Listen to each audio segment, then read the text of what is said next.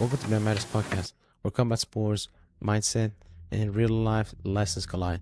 Hosted by Derving and Nate, we dive into jiu-jitsu, wrestling, MMA, and the grind that shapes athletes inside and outside the mat. Every episode, we bring stories, strategies, and raw conversations that fuel growth, resilience, and community. Stay tuned because it's more than a fight, it's a lifestyle.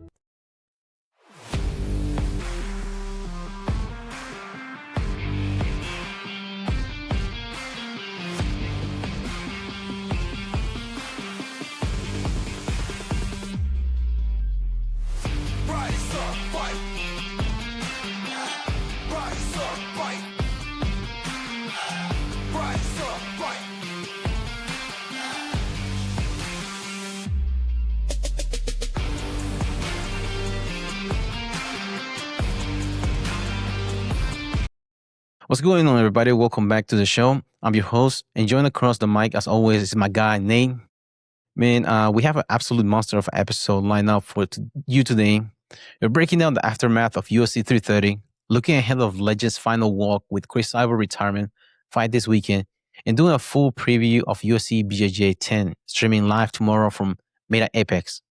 Nate, before we get into a tactical breakdown, Islam Gary, well, according to what you heard, give us a 30 seconds hot take of UFC 330 as a whole. Do you think you live up to the expectation or the hype? Well, I mean, so I didn't watch it, but based on everything I'm hearing about it after the fact and how long I'm hearing about it after the fact, I feel like it probably did. I hear plenty of talk from Ian still and Islam as well. You know, that was a banger of a fight I've heard.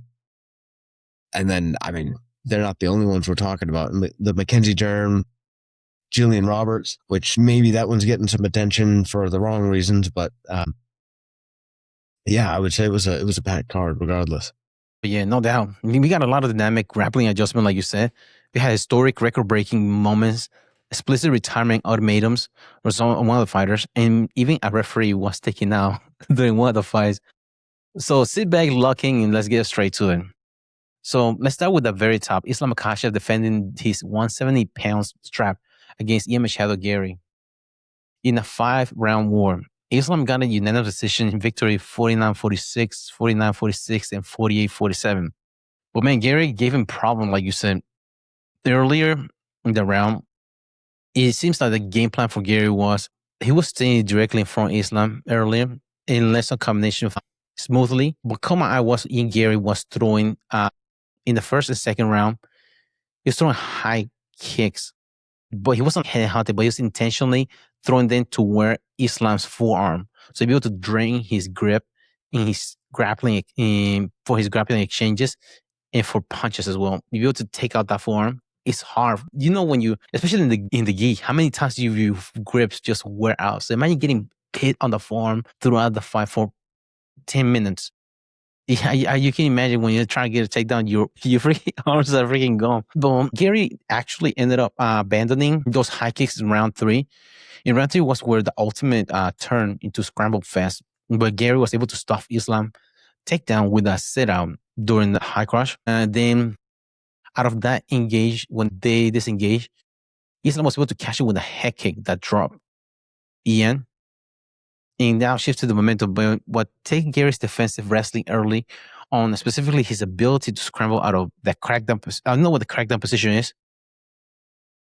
When the high crotch, you usually try to take down that person just sit. And that crackdown is a position when you try to use the end of the lever of that leg to be able to cover both hips of the guy that you're trying to take down. But Machado was able to cut the corner and get behind the shoulder of Islam and be able to keep him down. And that's why he was able to defend those takedowns. And that was a lot of people were surprised about how Islam was able to take, not so much taking down, but keep him down. As he was able to do other fighters at 155.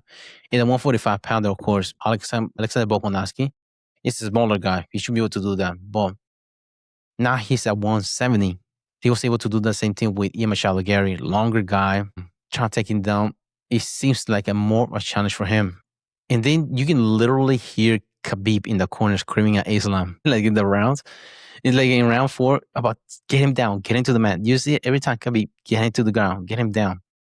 But Islam wasn't able, he was struggling. The first round, he was able to get his back, but he was able to take him to the ground. He just kept him against the cage. Not so much get him down, but just that right there, it wears you out too. Target somebody down, and you can't take their back. So it's difficult. So Islam made a critical adjustment. Instead of shooting straight in, he started covering Ian Gary's both hips, because when you go for a high cross, you should try to get the one hip. Once he was to cover in like the crack up should get both hips, and that's able to get him down. Then after that, he was trying to get another high crotch, and Islam was able to get a big crotch lift that usually DC does. Whenever they try and get somebody down, they try to wiggle out, so from there just lift. Another instant was whenever it was head, I can't remember, it was an underhook that he had on Makhachev, and Makhachev was able to do a headlock throw and get Gary, because it looked like he had a good position on Islam, but Islam was just literally just, they call it 5-point throw in wrestling. He was just to getting on his back, and literally you see his not so much momentum, but he's freaking. You feel like, what is that? It's not really so much momentum. You will just leave your body. When then you feel that you're finally be able to a little victory within the match, and just get tossed on your ass. It's like, fuck. Right. But after that, the Gary was able to pop right back up, which is also takes away from Islam Makhachev. Kind of like, I know you've seen that Rocky movie in which Apollo is beating the shit out of Rocky, and Rocky just keep coming back. That also breaks the other person's will, because like, dude, I'm beating the shit out of this person, still coming back up. So it's just like, he's still in your head, like, what the fuck? And that's, I think, that not so much was beating Makhachev in the car, but also conditioning wise, because stress. Because trying, like, it puts that stress on you because you're doing the correct things, but the person keeps coming back. And it seems like Ian Machado had better conditioning, because in round 4 and 5, Machado looked like the fresher guy in those last 2 rounds, because he was able to get him down, but he's able to get up regardless. That's impressive with Islam being the defender. Yeah. But then at the end, he was able to get the back of Machado and get a body triangle, and that's able to finish that fight, because that's a dominant position to finish in without putting yourself in too much danger. Post-fight, Islam, he broke with this fight. He broke Anderson Silva's record of his 17th consecutive UFC win. He has dominated 155-pound weight class. Now, this is the first time he defended the 170-pound weight class. But he was super candid, but he admitted that he felt challenged. He always says that he's a Russian. He'll fight hard from the beginning to the end. But he also said that he needs to gain more size and power to truly rule the welterweight division. Now, I have 2 questions for you. Based off breaking the consecutive record of most wins in the UFC and being a 2-weight class, where do you think he ranks among the pound for pound all-time GOATs? He's got to be up there, because his competition is up there too. Yeah, absolutely. Because you had GSP. GSP was one of the GOATs. He's a 2-division champion. He fought Michael Bisping to become 185-pound champion, but he never defended the 185-pound belt as a 2-division champion. Then you have John Jones. John Jones is considered the GOAT, asterisk, because PEDs, but he defended the title at heavyweight, but he also was an older Stipe Miocic that he fought. Yes. Yeah. Compared to Islam Makhachev, he's fighting somebody bigger than him. I can't remember if Gary. I'm pretty sure Gary's younger than him as well, and bigger guy. Pretty sure, yeah. So that's the difference, and be able to win with a dominant fashion. Even though the last few rounds didn't seem as much dominant, but he was able to win the first 3 rounds. So he has, as long as he didn't get finished in the last 2, he had the fight in the bag. Yeah. It's actually quite a large age difference. Ian is 28 and Islam is 34. Yeah. So, I mean, that is a big challenge. Going somebody Yep. younger than you and bigger than you. And yeah, considered in his prime. Right. For sure. Compared to Islam. Where do you rank him in the pound for pound GOAT?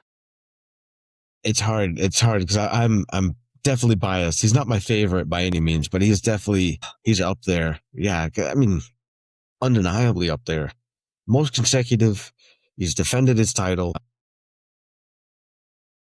Man. Look who he beat too. Exactly. That's Dustin the thing. Poirier, It's not Justin like Gaethje, and submitted Oliveira. Yeah,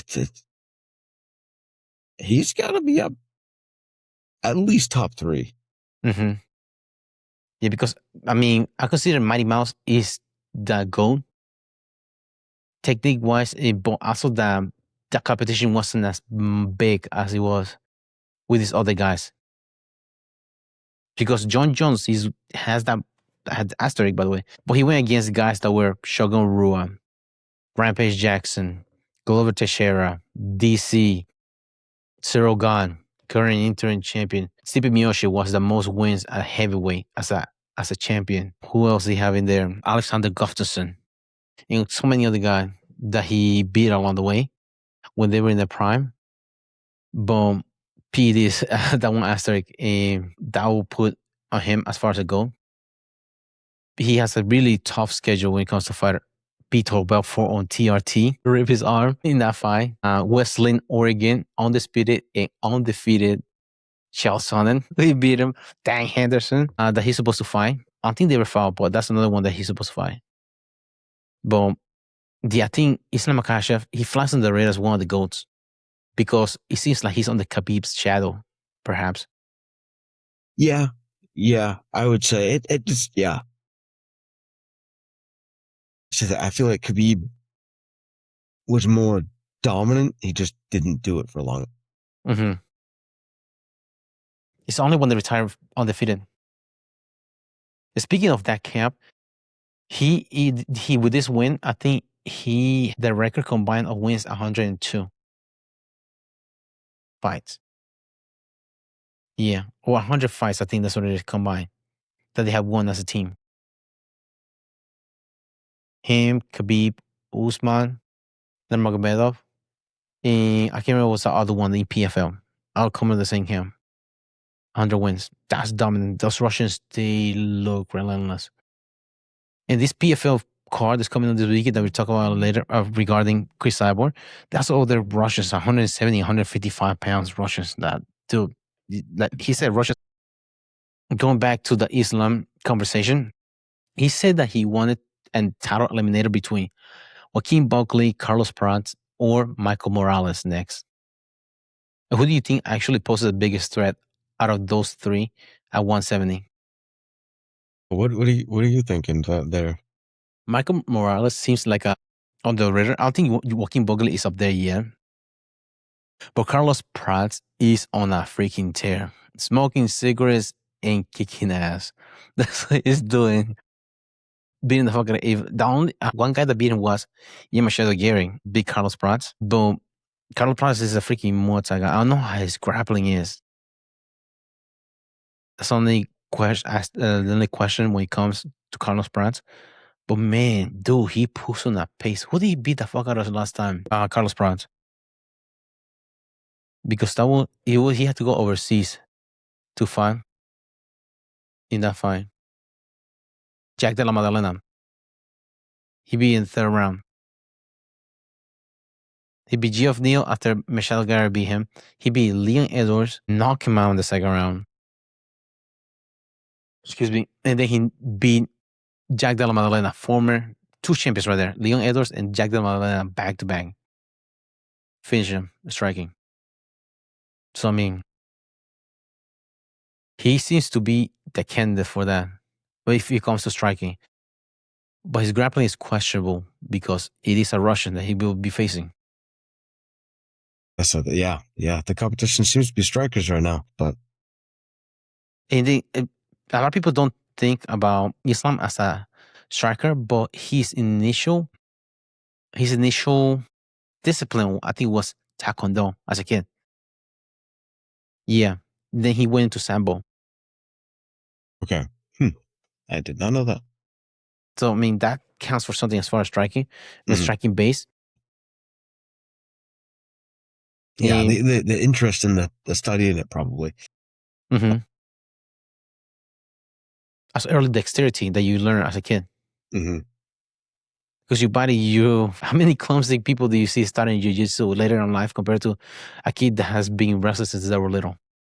That's true. So the same thing applies to striking as well. hmm Have a good sense of distance. But yet, when it comes to Michael Morales, is he undefeated? Yeah, he's undefeated in the UFC 7-0. He beat Sean Brady striking, finished Gilbert Burns TKO in the first round. He beat Neil Magny ground and pound first round. 2024, he beat Neil Magny. 2025, he beat Gilbert Burns and Sean Brady. Who does he have next?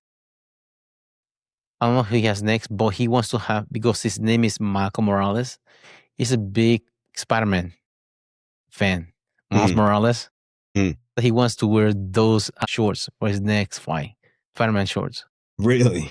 Yeah. But are those, I want to say Carlos Prazo seems like to be the biggest threat against Islam Makhachev. Because he's a freaking loose cannon. Carlos Prazo. Can't remember where was it. Was it the UFC? Whenever they do freaking, the zoom into the people in the crowd. Like they have, like for example, they have Marky Mark in there. They have like Travis Barker. They have freaking Carlos Prazo, and he had a cigarette trying to light it up in Philly. In the typical That's Carlos funny. Prazo. He's a freaking nutcase, man. And those are dangerous fighters too, because they fight That to does fight. seem to help. Yeah, you have the extra edge. There's something about willing to go the extra edge to do things that some people are not willing to do. So it applies also in martial arts. What's that saying? I think Joe Rogan.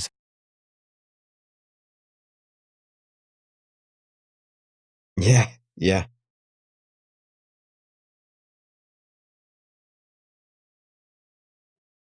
And be able to have that personality, it's part of your personality. It's not hard for you to flip that switch and be able to perform that way.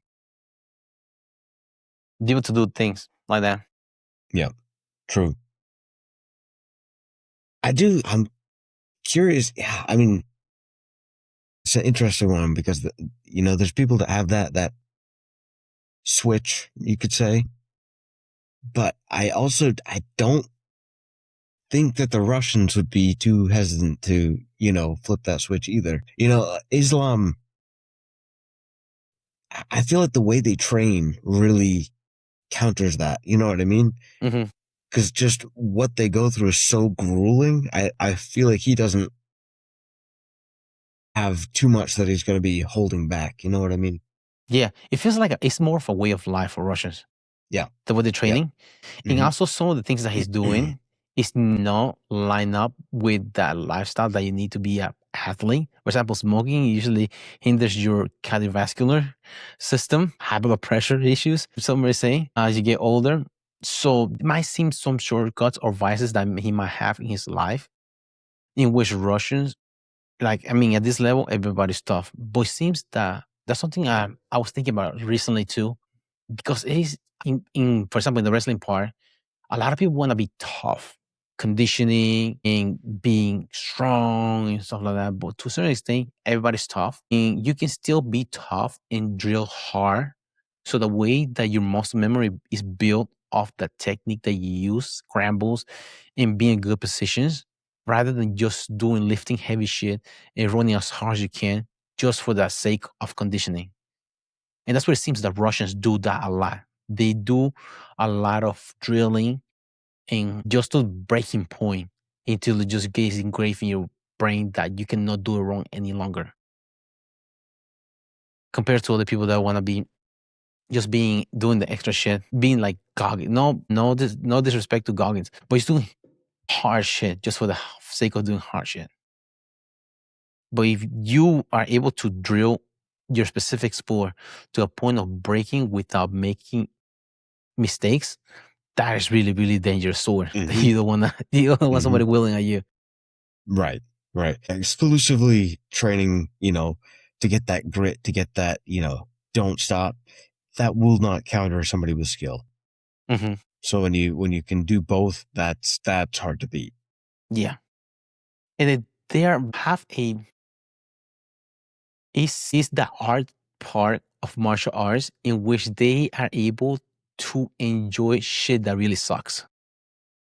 For example, I've seen a video of Islam Makhachev. He was running and he had to get in a cold plunge. Like me, I really hate this part of training. But he just goes in there and just fucking does it. That's it. Just fucking do it. He say he sucks, he hates it, but man, just fucking do it. That's all.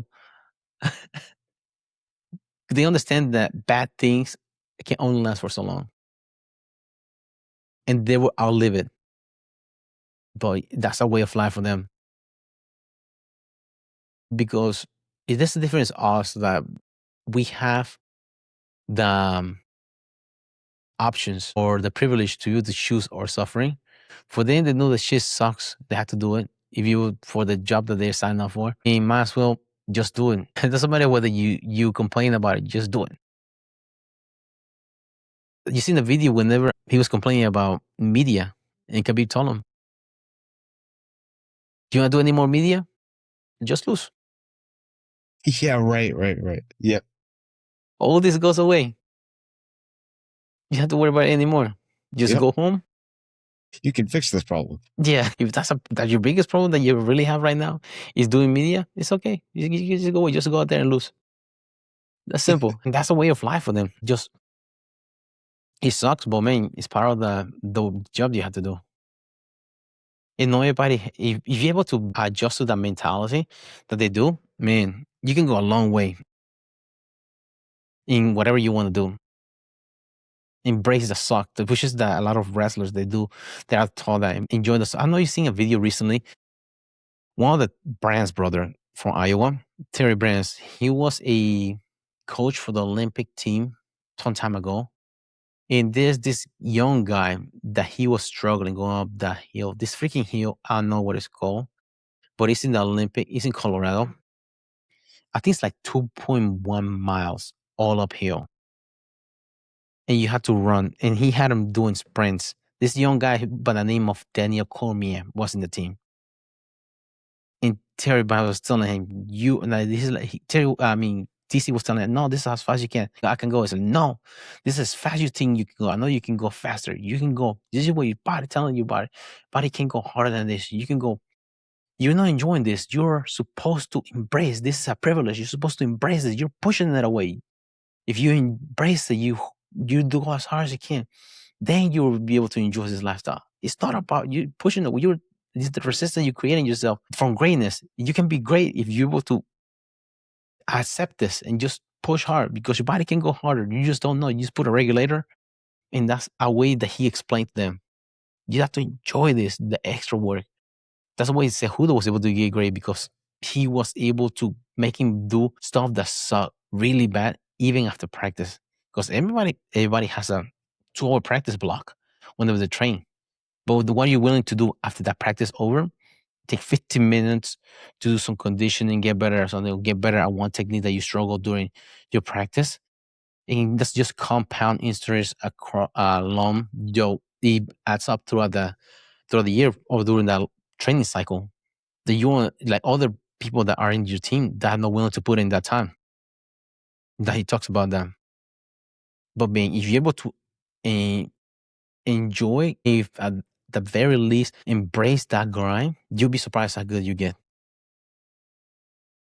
Anything. Yeah. But okay, let's move back to UFC 330 card because we had some major narrative storylines that pan out. Edson Barboza retirement after a tough loss against Stevan Ribovic. Edson Barboza laid down the gloves. 60 years in the UFC, some of the most violent wheel kick, especially the Terry Edom kick that he just freaking stepped him out during the spinning heel kick. body shot KOs, especially against Dan Hooker. He just throwing liver kicks and body shots that just freaking was folding Hooker. Nate, where does Barboza rank for you in terms of pure fan favorites of the sport? I mean, it's one of those guys that I know has been, around. I can't say he's ever been like a focus of mine. So one of those guys, you know him when you see him, but I don't know. I can't say it's like one of my top favorite fighters. Although, I mean, he's put on the performances, like you said. Yeah. Is he like a Brazilian version of Cowboy Cerrone? He's one of those guys that in there. He was never there for a title consultation. He was like 1 or 2 fights away from there. But he was, if you were into kicks, because I'm not sure if I'm right, but I think he had some sort of capoeira background before he started doing MMA. That's easy to do those nasty kicks. He has a freaking wicked fast switch kick. Whenever he just hit you, bang, he'll snap you into that switch kick. And then that's where his liver kick came from, that switch kick.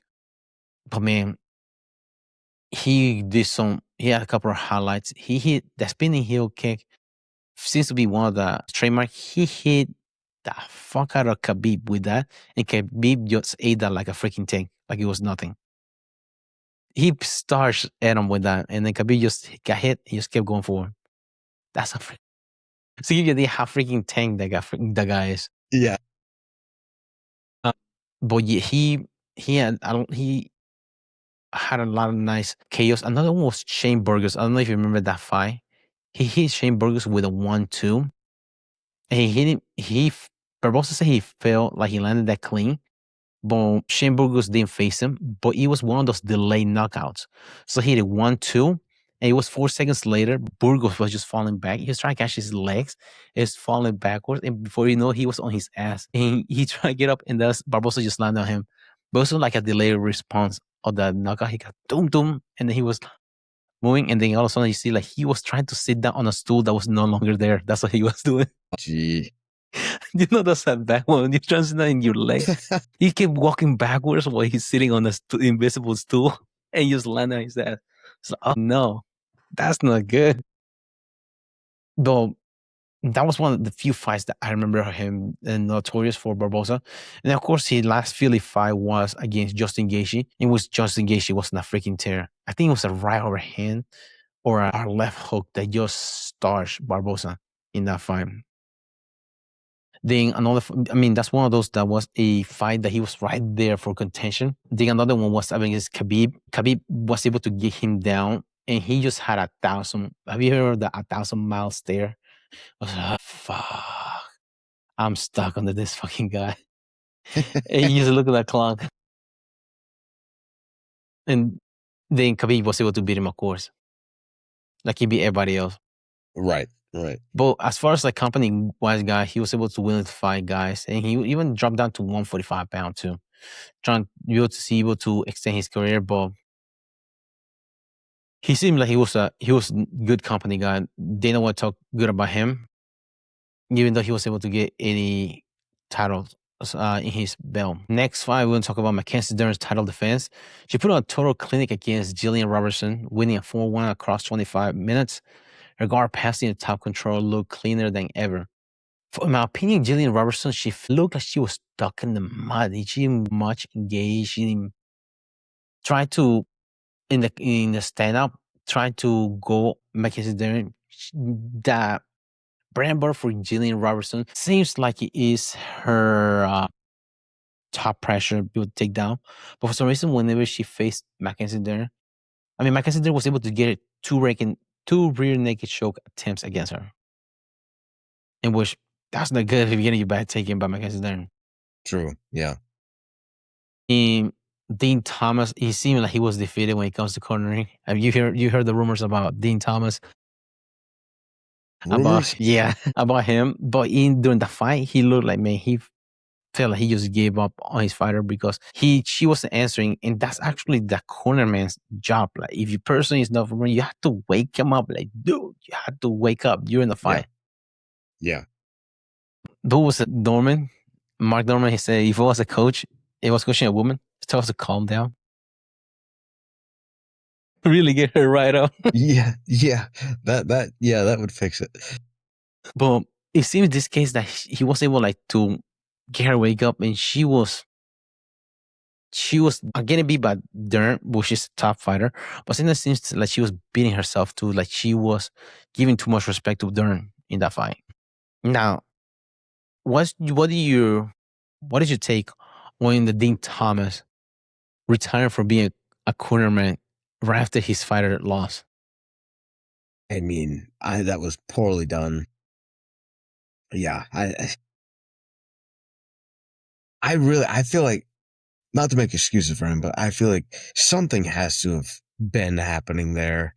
You know, she was not with it mentally. He clearly was not mentally with it. And to just,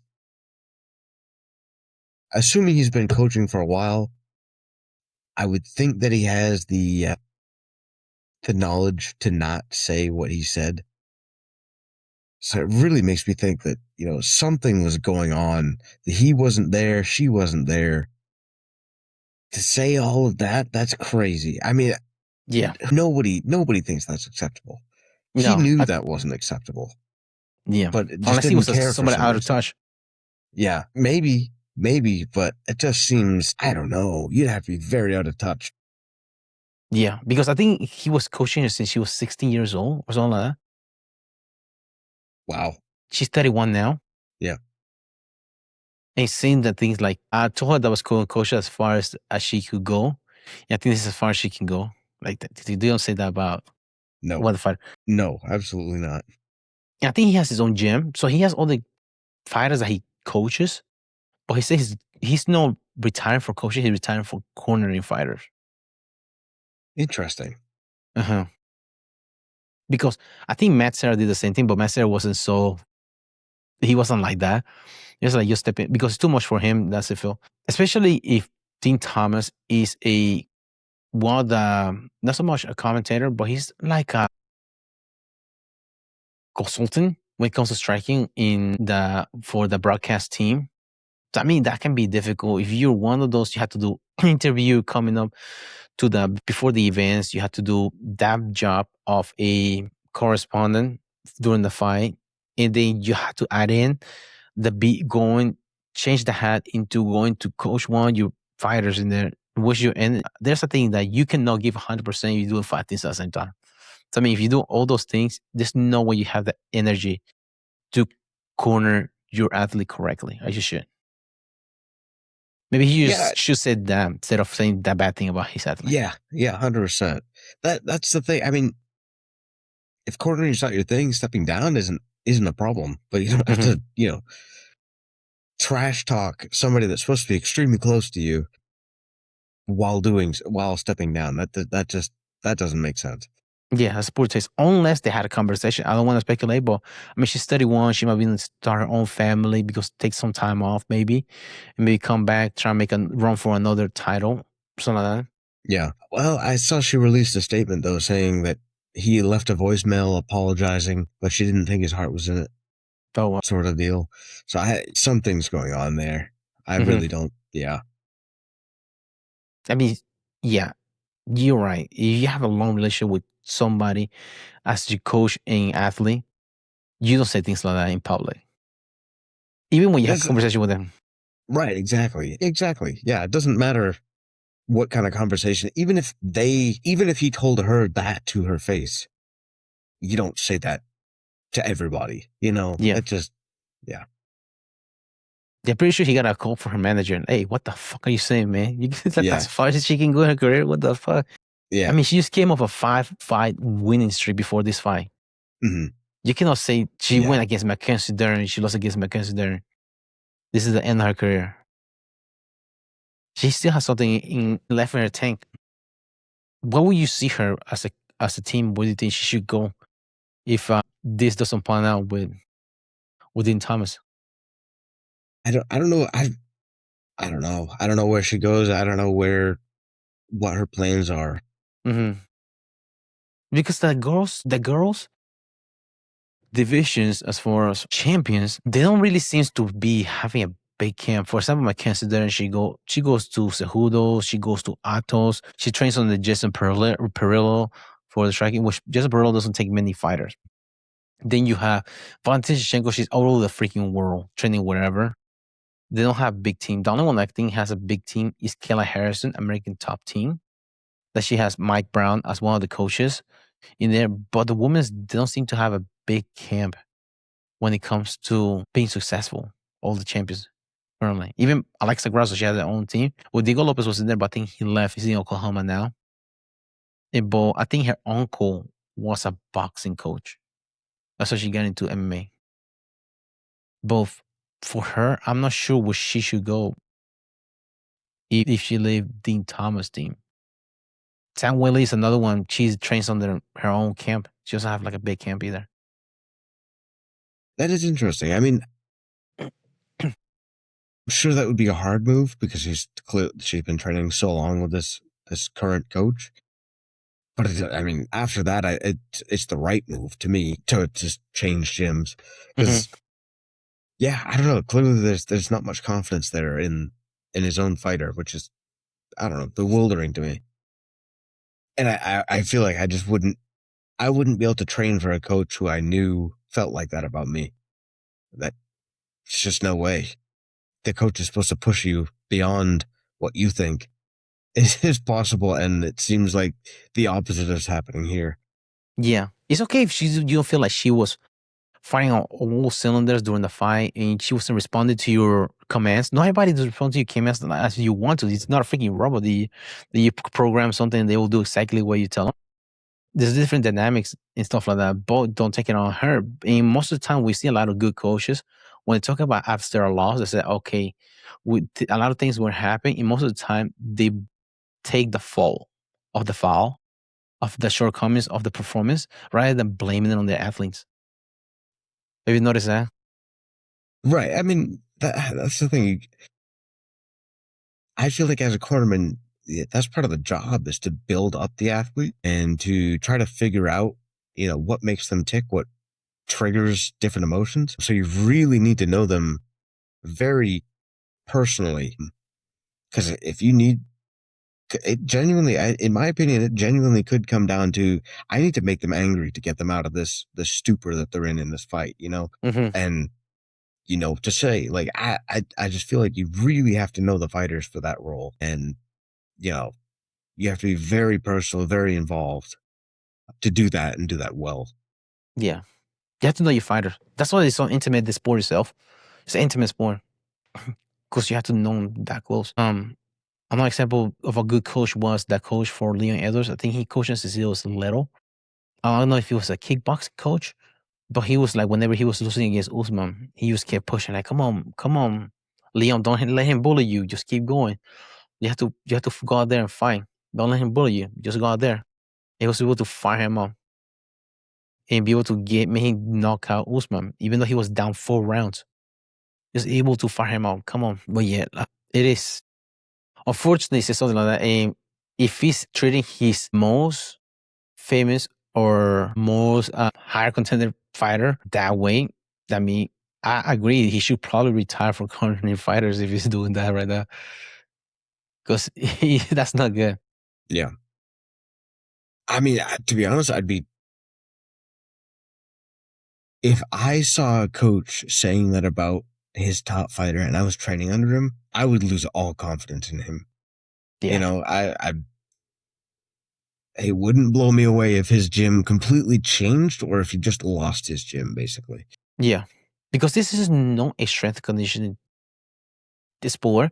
You can just teach a technique and usually less lifelong. You have to have a relationship with your athletes and be able to guide them. And it just doesn't apply just jiu-jitsu or MMA. It applies to life as well. If you're able to be in touch with your fighters that way, you just collected their money at this point. Because it's not like you're going to corner them.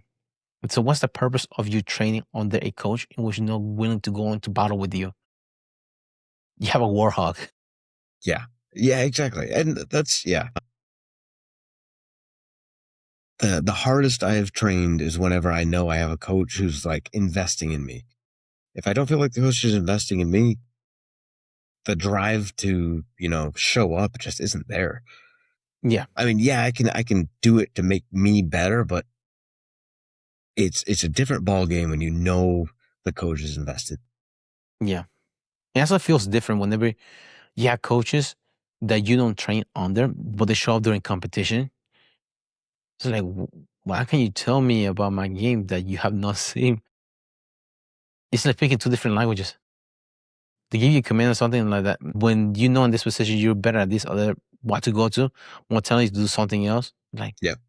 why are you telling me that? Yeah. It feels weird. Mm. It's like having sometimes has other coaches that I don't know in high school just sometimes that happen. Whenever your coach has to be another corner, you have one of your teammates coaching you. So like, it doesn't feels like sometimes. Yeah. Like, what can you tell me? Yeah. No, 100%. Okay, let's go on to the next fight. Was a big fight was Jalin Turner's. He had a lightning stoppage. He was 39 seconds KO against Cowboy Fernandez. Cowboy Fernandez, he threw a silly ass while spinning back fist. He got caught with a left hook and dropped on his ass. I don't know why people do this shit. Throwing a blind freaking slow motion spinning back fist. He was able to get honor as one of the bonus for performance of the night, which is good because he was one of those fighters that he took some time off. I need to figure out some things in his life because he was in his performance was up and down. He's even the tarantula. He's a big guy for 155. Let me look up his stats. His name is that tarantula for a reason. He is, what is it, 6'3", 155 pounds. That's a big 155 pounder. It is. Wow. Yeah. He has wins against Edson Barboza, King Green. I mean, he lost. The reason he decided to leave was because he was on a tear that he was like 4-1, something like that, or 4-2. No, 2-4. He was 2 wins and 4 losses. He took some time off. After that, he started to come back. I mean, he lost like Matthews Guerrero, Dan Hooker, Renato Moicano, Ignacio Bahamondes. Also, he got submitted in a triangle choke. And he was some extra things that were going around his life that made him leave the sport. And now he came back. He's able to figure out things in life. He's 31 years old. But he seems to be back. And like he more of a religious person now. If in which the Joe Rogan was saying maybe make him more docile, he won't be able to pull the trigger to go for violence wise. But that doesn't seem to be the case. He was to get a freaking 39 seconds knock on somebody. Starch him. Well, he seems that he wants to go against a rank guy next. So now let me run through the prelims highlights because the undercard was also straight madness. Now Jeremiah Wells, that's the first fight of the night versus Mitochiba Orlovbai. Wells, he was a massive underdog against a minus 900 favorite. How freaking nuts is that of an odd? Minus 900 Orlovbai. Orlovbai was winning the first 2 rounds. He was trying to go for, he will hit by a straight. He got a little wobble. He started to go for a single. And Jeremiah Wells caught him in a ninja choke in the 3rd round. And he put him to sleep immediately in a ninja choke. Now, it's a minus 900 because Orlovbai is 20 years old. Jeremiah Wells is 39 years old. And he's from Pennsylvania, Philadelphia. But Wells was able to put it to sleep standing up. Now, he snagged a performance bonus, and during the post-fight, he dropped a ball that if he doesn't get a rank opponent next, he's considering calling it a career. He's decided to retire. I mean, he's 39 years old. Yeah, true. His window's pretty limited anyway, so yeah, he might as well try to, roll the dice and bet that he gets a ranked opponent. That's interesting. Yeah, especially being the first fight of the card. Yeah. Yeah. That says a lot about where you are in the ranking wise. He fights a welterweight 170. That's a stack card. I mean, stack division as well. Another fight that happened in the prelims was Dante Johnson. He was finished Eric Machado in round 1, but when the referee tried to stop him, he came from behind and he threw an elbow up. He clipped the referee, and the referee landed on top of him. So that's how he was to stop the fight. But I think we considered two KOs for that night. It should be with Burgos. What do you think? I mean, yeah, it's got to count. Yeah, fair enough, man. Count 2 right there. Deal double kill. Oh yeah, I seen a video on Twitter where one of the other referees was helping the referee walk out of the cage because he got rocked. Oh man! And the thing about it, Dante Johnson didn't even know that he knocked out the referee. He just felt like the referee landed. You know, sometimes they try to separate you and they push you. So he just landed on top of him. So he thought that he was just like pushing him to like separate him to, but yeah, he should have landed on top of him. No, that's embarrassing for the referee too. Yeah. Yeah. Now, another Johnson that was fighting that night, Charles Johnson, he took a 4 days notice, pulled off an incredible Scottish twister submission against the top prospect in Daniel El Chapino Marcos. I think this is the second Scottish twister that happened in the organization. He was awesome. Sidetrack. He was training in Jordan Burroughs Wrestling Club for this fight. Getting ready. It's one of the because it's right there in Philadelphia. Boom. I mean, I don't know if you've seen Charles Johnson. He's the guy that he has a weird haircut. He has all this bulb on the back. He has a faded out. Yeah. Yeah. What the weirdest freaking haircut. I mean, that's a wild man right there. But he was able to get a Scottish twister. But he was able to hit it off. You know how many times you get a body triangle and somebody tries to turn on you to be able to get in guard? So what he did when he tried to do that, he pulled the far shoulder and be able to pull that Scottish twister on him. It's oh, what a mistake. You don't do that. A submission. Scottish twister was like fairly recently, wasn't it? Within a year or so.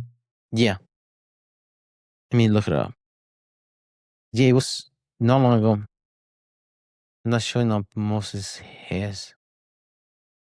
But yeah, the other one was fairly recent. Let me type it here. The first one was in June. It's Murtasali Magomedov. So he the Scottish twister. So yeah, it was 2 months ago. Seems like one of those things. You remember I told you about that book of The Rise of Superman, in which people do things that seems to be impossible to do. For example, the 900 that Tony Hawk did back in the day. And nobody ever think about doing that before. But now, like kids in that freaking park, they just pull it off like it's nothing. Do you think that's going to be the new thing here in the UFC, the Scottish twister and the pad Thai, the Paddy the Batty submission? People try and go for? I mean, yeah, it's probably one of those submissions that's kind of been brought to light because it's a fairly common situation, right? And it's a counter to that. So yeah, it kind of makes sense. People have seen it, and now they're going to be looking for it more. Yeah. Now, this is coming, right? One of the most famous instructional in BJJ fanatics is Octopus Guard. Is there going to be a game of take a shot every time somebody goes for Octopus Guard at ADCC? Game of doing what? Taking the shot every time you see Octopus Guard at ADCC? Maybe, yeah. So many people do you think they will be able to pull that Octopus Guard in there? I'm sure it's going to be all over the place. Yeah. Because that's a common position as well that not a lot of people go for. Especially side control. Next fight was we were talking about was I can't pronounce his name. Shidi Yukoni. He fought through an immense grief after losing his coach right before the event. He was able to dig deep and beat Joel Alvarez. He's primarily a Muay Thai guy. That has to be rough. Your coach passing away right before your match. For sure, don't hire freaking Dean Thomas. Or do. Yeah. You want to get rid of him. That guy's the kiss of death when it comes to coaches. But yeah, that has to be rough because not everybody he was able to pull a win. I think the same thing happened to Anthony Smith in his last fight.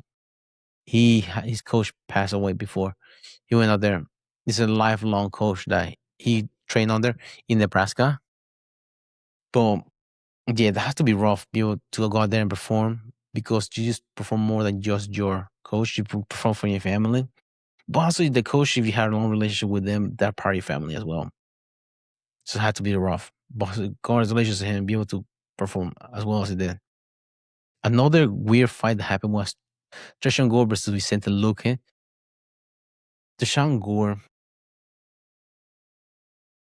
during one of the sequence of the fight, Vicente Luque went for a flying knee and he knocked one of Trishan Gore's tooth out of his mouth. I think one of his coaches was holding his hand, but Trishan Gore was able to win the fight. But he got his tooth knocked the fuck out of it. What do you do if you're in a fight that happens to you? If I can, probably hand it to a corpsman and continue on. The amount of work that they put into these fights, I don't think I would quit for that. I think that would be the last thing on my. Yeah. Yeah, just keep going, man. How do you stop the bleeding, though? Probably swallow it. You know, it's like, dude, because sometimes there's that freaking bleeding because your blood is pumping like crazy. Yeah. Adrenaline at the same time. True. But that had to be weird. Out of those, tooth wouldn't be so bad. Other injuries there are probably, but for example, Barboza, he split his chin on his leg. He had an open gash on his leg from the kick. He still was able to go out there and start kicking like, oh my God. Because there's not much muscle in front of that part of your leg. So easy to open up. Yep. That's a blade behind the skin. Yeah. Dude, when that adrenaline comes down, I don't know how you'll be able to walk out of there. Yeah. No, I'm sure he felt that. It looks like staples, kind of. You know, sometimes you're able to sew it. That one looked like a staple injury. You have to staple it together. I think the worst one I've seen, though, is that guy that lost his finger. Yes. Oh my God, that would end the fight for me for sure. No doubt. I would be so done. What would you do? You see your freaking finger with it? Dude, oh my God. I would not be calm. Dude, like, what the fuck is finger go? Somebody needs to grab that, put it on ice. We're out of here. Did you know how it happened? Did it? Something with the glove? He was trying to block overhand right.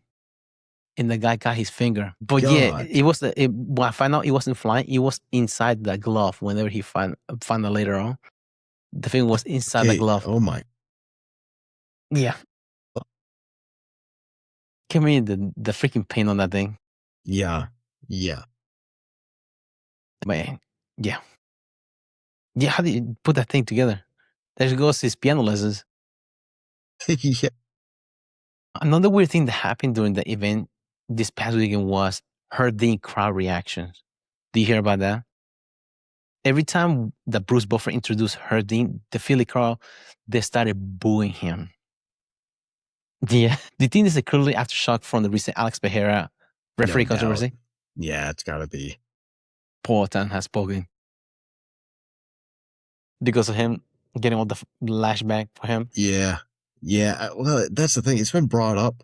That kind of, yeah, Poatan, I feel like it's kind of like putting one of the final nails in the coffin because he's made some bad calls before. Yeah. It's fairly known. So yeah, yeah. But you heard freaking what's the name? The Black Beast talking about this Herbs Dean's fault.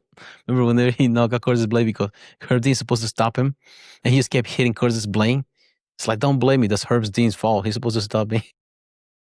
Dang. Yeah, I mean, he's not completely wrong. Yeah, don't blame me. He's stiff. It's Herbs Dean's fault. But yeah, I mean, do you think he probably should look into retirement? If that's the case, he's having some questionable calls. that or go to some lower level. Yeah. Or even do judging instead of refereeing. Because judging is not so much live actions, be rather on top of the action. Or just be one of the referees that initially just grease up the fighter, saying check for nails, stuff like that. And also be for a advisor for some of the other new referees if he has the knowledge for him. So he had to be that much of a live action situation decisions that he had to do. Take away some of the heat from him. Right. Yeah. Because I mean, I get it. He's got to make his money, right? So Yeah. there's that. But yeah, that's true. There are other roles to fill that are less in the spotlight. Yeah. And the crazy thing, I think he does a referee seminar too. He has his own school for newer referees, because I remember him talking about that he does classes for that. Which now, if he's getting booed, I don't know how many classes he used to do. But now transition from one legend to walking away from UFC 330 for another preparing for her final walk this weekend. Chris Cyborg stepped into the case for her final contracted MMA bout at PFL Tampa, defending her PFL women's featherweight title against UFC veteran Kathleen Vieira. Cyborg's resume is untouchable. Champion in Strikeforce, Invicta, UFC, Bellator, and PFL. She's conquered every single era in women's featherweight MMA for the 2 decades. Nate, Gillian Vieira is a tough, gritty grappler who is coming with zero pressure in everything to gain, as a spoiler. Oof, that's tough. I mean, I can't imagine. I feel like there's probably a lot of artificial pressure on the last fight. That definitely, I feel like it would show the caliber of the fighter to, approach the last fight well. I have a hard time believing that you would not be in your own head about things. Mm-hmm.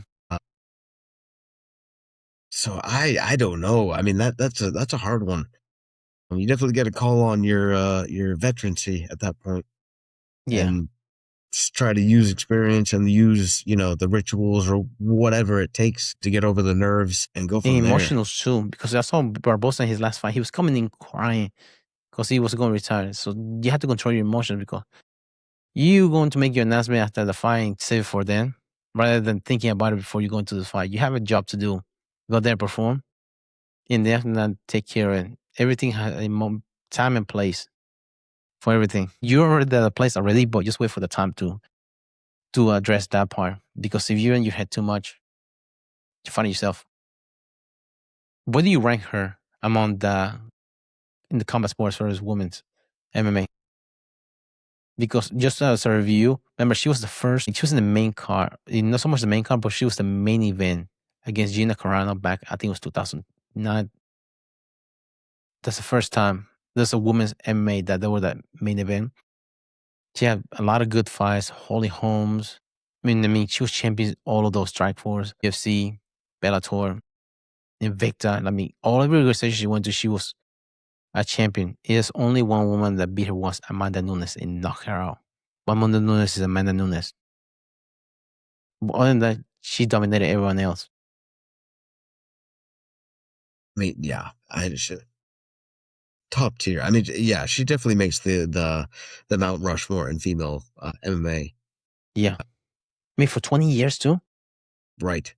That's a long, dominant reign. Yeah. Yeah, there's no... I would say she's turned herself into a bit of a legend, Mm-hmm. Kind of feels like the OGs, back in the time, in the women's MMA version, it's almost like the in the same vein as GSP and I would put her in the same lines as that in the female. And also, she also is a champion still. Right. This late in her career too. Yeah. It's not like she's doing bad, she's still dominant too. Yeah, that's true.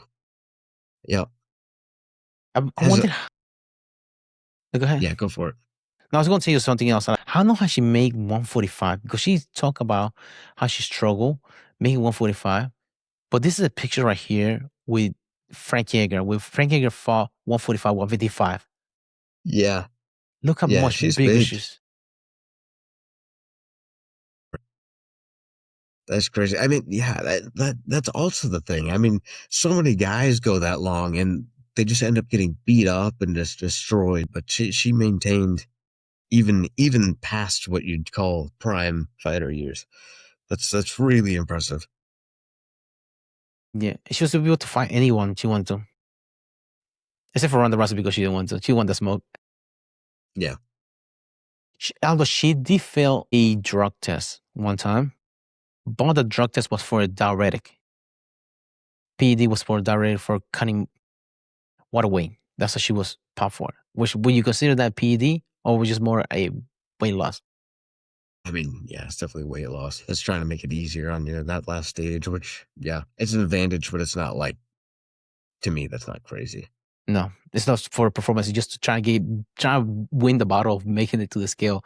The only battle you try to win at that point. But yeah, she had mass respect for her, Chris Cyborg. I mean, other than Amanda Nunes, her record is untouched when it comes to women's MMA. Before we hit this weekend, we've got Elite Submission Grappling going on down tomorrow.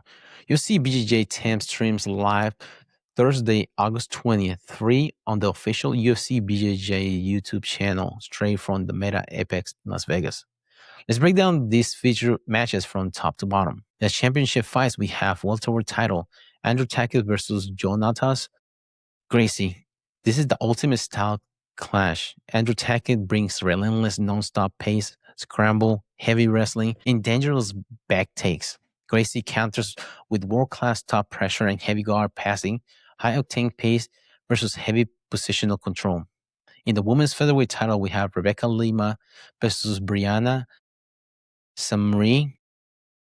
Champion Rebecca Lima defends against Canadian powerhouse Brianna Samri, who is making her UFC BJJ debut with a super aggressive passing style. That's impressive that your debut is a championship fight. Must be really good. How do you see Tackett versus Gracie playing out? Do you think Tackett will be able to pace break Gracie down over time? And do you think Gracie's top, because he's known for his top pressure, and shut down the scramble? Is he primarily a gi? So, because Tackett's not going to relinquish the top easily. Mm-mm. Maybe if he's on bottom, he still had leg lock attacks.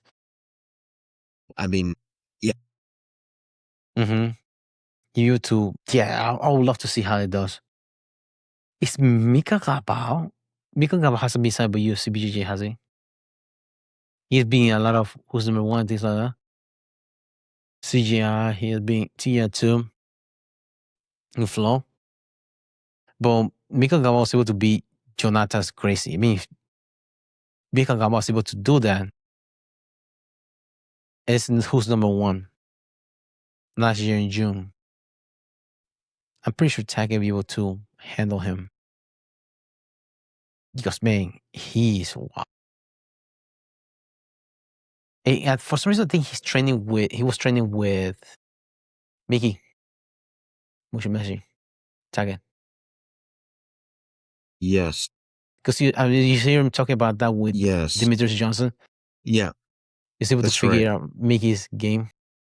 After a year of grappling him, he was able to figure out his game to avoid getting tapped every couple minutes. Yes. That's impressive. Yeah. I mean, that tells you how good he is. But also, he's able to test his game too. Training with somebody like that. Yeah. I feel like that's going to test your skill. I do feel like he's still in the climb. You know, I feel like he did extremely well in CJI, and I feel like he's only gotten better since then. Mm-hmm. I mean, that Rotolo match was able to help him get. I mean, it was a semifinal. He was able to get him better. Now let's run through the high impact featured bouts on this card. At middleweight, we have Wagner Rochas versus Andy Varela. Rochas' brutal python pressure and wrist locks against Varela's high-paced, chaotic scramble style. That's one of the matches I'm looking forward to. See Wagner Rocha because Varela, he has a crazy scramble style. I don't know if he has a kid on the way or not. Nothing about Canuto. But Andy Varela, he has a nice scrambling. But Wagner Rocha, he doesn't get submitted. Even if he's a bad position. You saw in CGI, he still doesn't. He lost did he get a tooth chip? Speaking of tooth, did he get a tooth chip or a tooth loss in the last CGI too? He did. I almost think he did, yeah. Yeah, I remember his mom, he wanted to was just crack. But he's somebody that doesn't, don't give up. He was in bad position. I think he got in a rear naked show stuck and he wasn't submitting. He wasn't tapping out. Which is crazy. Then another middleweight match they have is William Tackett versus Fedor Nikolov. The older Tackett brothers bring elite leg lock chains in physical wrestling in a submit at all cost matchup. Women's strawweight, we have Anna Lima versus Danielle Kelly. Danielle Kelly guard retention and leg lock threats against Anna Lima's top passing game. At bantamweight, we have Maurice Ramirez versus Jalin Fonacier. 20-year-old black belt world champion Fonacier looking for explosive back takes. In tournament, in feature matches, we have bantamweight champion Kasia Mora that she beat Fiona Davis, stepping down to flyweight against Breastic in the flyweight Grand Prix. And then you notice the bracket we have Adele Fornarino brings a lead guard passing against Carol Brunasio. Now, Nate, aside the main event, which matchup in UFC BJJ 10 are you circling as your must-watch sleeper fight? Which ones are you looking forward to? I'm looking for the Wagner Rocha versus Varela for sure. Yeah. Because Wagner Rocha, he's older, but he's still game regardless. Yeah. He embraced the chaos like a freaking phoenix in the fire. Even though he's coming from the ashes, he still embraces the fire and be able to just go through hell in bad positions. Hey man, those PEDs can really pull you through. Dude, he came on a freaking heart attack with a freaking PED. He's still doing that shit. Yeah, and he's still back at it. You live by the sword, you die by the sword. You live by the needle, you die by the needle. Well, dude, it is fun to watch him like be able to go out there and compete, even though with freaking younger athletes as well. Is he normally a middleweight? Because 185. I think he's a smaller guy for 185. I'm not sure. Because he is going against Mika Gabal whenever he was in ADCC. Yeah. That's true. Yeah. It's hard to call him a sleeper fight. I feel like he puts out every time. Yeah. And then another one thing, Kasia Mora, see how she performs at this different weight class. Because she's champion at bandweight. Now she's dropping down to flyweight. See how she does in there. Because chances that she'll probably go against Adele, which Adele, she's really good grappler. If she's able to beat Fiona Davis and beat Adele within a year, I'd be crazy. How old is Kasia Mora? Because she's young. 20 years old. She'd be able to beat Adele and Adele. I mean, Fiona and Adele in the same year. Dude, that's impressive. At 20 years old. Release that Kraken. Where's Helen? Yeah. Where's Helena? Yeah. Because it was the same age, right? I think so, yeah. This is showing here day of birth in topology. But she's young too. 18, 19. Although Helena's bigger, she's 145. Man, yeah, I don't think that's gonna happen. Because Helena is signed with one. So that's a dream matchup of chance happening, not happening. Just like Rotolo brothers, not going to UFC BJJ. Maybe one day, but also 145, and then Kasia Mora is 124.5. Last weigh in. So it's not happening. But yeah, that's all for tonight, man. Let's wrap this back show today. From Islam Makhachev breaking the records UFC 330 to Chris Cyborg final historic walk and UFC BJJ tomorrow night. It's an incredible week to be a combat sport fan. Go ahead, Nate. Tell us where they can hear us, whether they want to hit a like and subscribe. Yeah, give us a listen on Spotify, YouTube, Amazon Music, iHeartRadio, and Apple Podcast. Give us a follow on Instagram. Let us know what you like and what you don't like. We'll see you guys next time. Thanks for tuning in to the Mad Matters podcast. Don't forget to subscribe and follow us on Spotify, Apple Podcasts, iHeartRadio, Amazon Music, and YouTube so you never miss an episode. Drop us a review, share with your training partners, and keep rolling on and off the mat. Until next time, keep fighting, keep learning, keep growing.